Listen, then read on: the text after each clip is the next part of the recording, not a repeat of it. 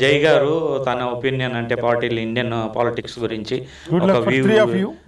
చెప్పారు. parties. Yeah thank you. And BJP Vilas తరఫున తను ఫైనల్గా కంక్లూడ్ చేస్తున్నారు.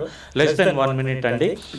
ఓవరాల్గా ఇండియాలో మీ పార్టీ ఎన్ని సీట్లు గెలవబోతున్నారు అదొక్కసారి వీక్షకులకి ఫైనల్ చేస్తే, అట్లాగే బీఆర్ఎస్ వాళ్ళని, కాంగ్రెస్ వాళ్ళని, రామ్ గారి తరఫున కూడా, శ్రీనివాస్ తరఫున కూడా వాళ్ళ ఒపీనియన్ ఏంటో ఓవరాల్ ఇండియా ఎలక్షన్ గురించి మాట్లాడతాను.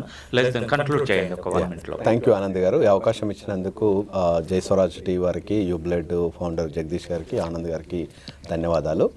నేను ఒకటే అండి, ఎలక్షన్ రోజు అందరూ తప్పకుండా తమ ఓటు హక్కును వినియోగించుకోవాలి. ఈరోజు భారతదేశం మూడోసారి మోడీ 3.0 మళ్ళీ అభివృద్ధి కోసం మోడీ గారికి మరోసారి అవకాశం ఇవ్వాలని ఎన్ఆర్ఐలందరి నుంచి తరపున నుంచి కోరుతున్నాను. ప్రతి ఒక్కరూ ఇప్పటివరకు మోడీ గారు చేసినటువంటి డెవలప్ అభివృద్ధి ఏదైతే ఉందో ప్రపంచంలో ఎక్కడ ఉన్నా కూడా మోడీ గారి పేరు మన బీజేపీ భారతదేశాన్ని ఒక హై లెవెల్కి, ఒక స్టెప్ హైకి తీసుకెళ్లారు. సో ఈసారి కూడా మంచి ఓట్లు వేసి అబ్కీ బార్ 400 పార్ అంటే 400 సీట్లు. అంటే ఎలక్షన్స్కి మేమే ఒక టార్గెట్ పెట్టుకుంటున్నాం, మార్కులు పెరిగినట్టుగా. ఎంపీ సీట్లు కూడా అలా మీకు నచ్చినట్లయితే, మీకు సపోర్ట్ చేయాలనుకున్నట్లయితే తప్పకుండా మోడీ గారికి అత్యధిక మెజారిటీ రావాలని, తెలంగాణలో కూడా 17 ఎంపీ సీట్లకి అత్యధిక సీట్లు ఇచ్చి మరొకసారి డెవలప్మెంట్కి అవకాశం ఇవ్వాలని కోరుతున్నాను. జై తెలంగాణ, భారత్ మాతా కీ జై. రామ్ గారు, అట్లాగే మీ వాయిస్ బీఆర్ఎస్ తరఫున శ్రీనివాస్ గారు అండి. ఈసారి మరి బీఆర్ఎస్ మన తెలంగాణలో ఎన్ని సీట్లు గెలవబోతున్నారు, ఓవరాల్గా ఇండియా ఎలా ఉంటుంది ఎలక్షన్స్ 1 minute లోపల ఒకసారి చెప్పండి. సో ఓవరాల్గా ఇప్పుడు ఇండియాలో ఎవరికి మెజారిటీ వచ్చే సూచనలు కనిపించట్లేదు. ఇంకోటి ఏంటంటే ప్రజలందరికీ నేను విజ్ఞప్తి చేసేది ఏంటంటే, ఆల్రెడీ మన తెలంగాణ ఒక రాబందుల చేతుల్లో, కబంధ హస్తాల చేతుల్లో చిక్కుకుపోయింది. దాన్ని విముక్తి కల్పించాలంటే మన వాయిస్ పార్లమెంట్లో గట్టిగా వినిపించాలి. సో దానికి బీఆర్ఎస్కి మినిమం 10 సీట్లకి తగ్గకుండా మంచి మెజారిటీతో గెలిపించాలని నేను అందరినీ విజ్ఞప్తి చేస్తున్నా. ఎందుకంటే మన రీజనల్ పార్టీ, మన తెలంగాణలో మనకున్న కష్టాలు నష్టాలు ఏంటో మన బీఆర్ఎస్ పార్టీకి మాత్రమే తెలుసు. ఈ నేషనల్ పార్టీస్ ఏంటంటే అప్పటి వరకే పబ్బం గడుపుకోవడానికి వస్తాయి పోతాయి. ఇవాళ రేవంత్ రెడ్డి నెత్తిన మీద గాడిగుడ్డు పెట్టుకొని తిరుగుతుండే, ఎందుకంటే మోడీ చేసింది ఏం లేదని. ఆయన అదొకటి మాత్రం ఇన్ని రోజులు ఆయన ముఖ్యమంత్రి అయినప్పటి నుంచి చెప్పిన ఒక్క నిజం మాత్రం అదొకటే. సో ఇప్పటివరకు ఆయన ఒక నిజం కూడా చెప్పలేదని అందరికి జనాలకు కూడా తెలుసు. సో ఇప్పుడు మనకు కావాల్సింది ఏంటంటే కాంగ్రెస్ అండ్ బీజేపీ ముక్త్ భారత్, రీజనల్ పార్టీస్ ఎదగాలి. దానికి ఒక యునైటెడ్ ఫ్రంట్గా ఏర్పడి వాళ్ళ ప్రతి ఒక్క స్టేట్కి ఎంతో అంత ప్రాబ్లమ్స్ ఉంటాయి. ఆ ప్రాబ్లమ్స్ మనం పార్లమెంట్లో మన గొంతు వినిపించి మనకు కావాల్సినవి కొట్లాడి తెచ్చుకోవడమే మన హక్కు. సో అది మనం ఖచ్చితంగా ఓన్లీ ఎంపీ సీట్లు గెలుచుకోవడం వల్లనే జరుగుతుందని నేను విజ్ఞప్తి చేస్తున్నా. Thank you. ఫస్ట్ బీఆర్ఎస్ గారు, వాళ్ళకి 10 ఏళ్ళు మనము అవకాశం ఇచ్చినాము. తెలంగాణ స్టేట్ ఫార్మేషన్ నుంచి వాళ్ళ అభివృద్ధి చూసినాము.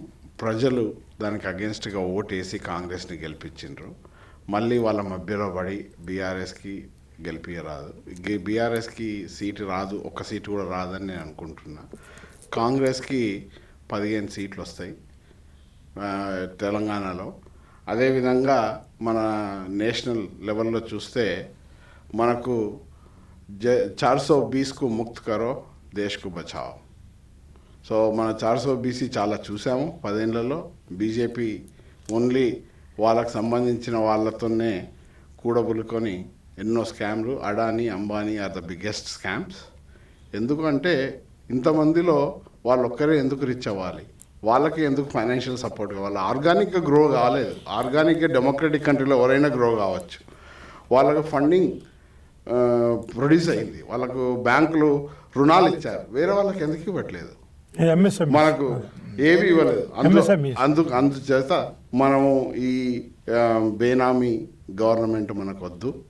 మనకు మన స్వచ్ఛమైన కాంగ్రెస్ పరిపాలన మళ్ళీ మనం తిరిగి తెచ్చుకొని, న్యాయపత్రాన్ని మనం అమలుపరుచుకొని, ఏదైతే ఇన్ఈక్వాలిటీ ఉందో రిచ్ అండ్ పువర్, ఆ డిఫరెన్స్ని మనం తొలగిద్దాము.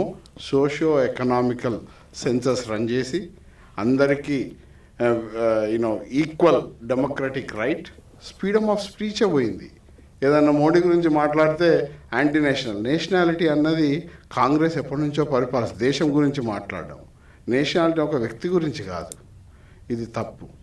సో కాంగ్రెస్ అండ్ దేర్ కూటమి alliance, India will form the government and it will be a narrow margin but they will form the government. And దయచేసి మీ ఓటుని యాంటీ బీజేపీ ముక్త్ గవర్నమెంట్ని మనం తయారు చేద్దాము. సో దానికి మీరు ఓటు వేయాలి, సరిగ్గా వినియోగించుకోవాలని కోరుతున్నాను. థ్యాంక్ యూ అండి. విన్నారుగా మన లాంగ్ డిస్కషన్ హాట్గా జరిగింది.